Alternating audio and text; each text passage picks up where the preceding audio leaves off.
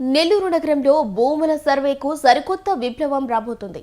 కేంద్ర ప్రభుత్వం ప్రవేశపెట్టిన నక్షా డిజిటల్ సర్వే ద్వారా ప్రజల ఆస్తులకు పక్కా భద్రత కల్పిస్తున్నట్లు నెల్లూరు నగరపాలక సంస్థ కమిషనర్ వైభవనందన్ తెలిపారు. ఈ సర్వే ద్వారా ఆస్తి హద్దులు నిర్ణయించడమే కాకుండా వివాదాలకు శాశ్వత పరిష్కారం చూపి యజమానులకు నేరుగా హక్కు పత్రాలు అందజేస్తామని ఆయన పేర్కొన్నారు.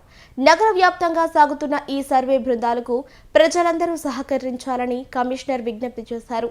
కేంద్ర మరియు రాష్ట్ర ప్రభుత్వాలు సంయుక్తంగా నక్ష అనే కార్యక్రమం ద్వారా ప్రభుత్వ మరియు ప్రైవేటు ఆస్తులను సర్వే చేసేటువంటి కార్యక్రమం మొదలుపెట్టారు.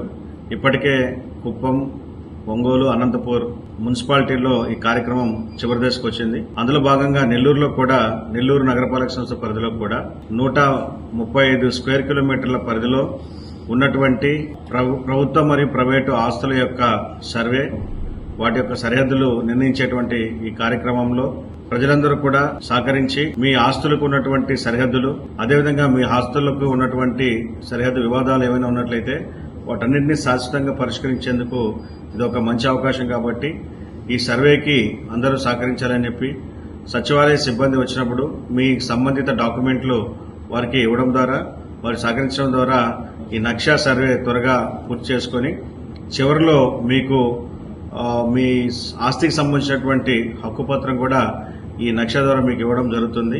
ఇది కేంద్ర మరియు రాష్ట్ర ప్రభుత్వాలు సంయుక్తంగా నిర్వహిస్తున్నటువంటి కార్యక్రమం కాబట్టి పూర్తిగా ప్రైవేటు ప్రాపర్టీస్ కావచ్చు, ప్రభుత్వ ఆస్తులు కావచ్చు, వాటన్నింటినీ కూడా సర్వే చేస్తున్నారు.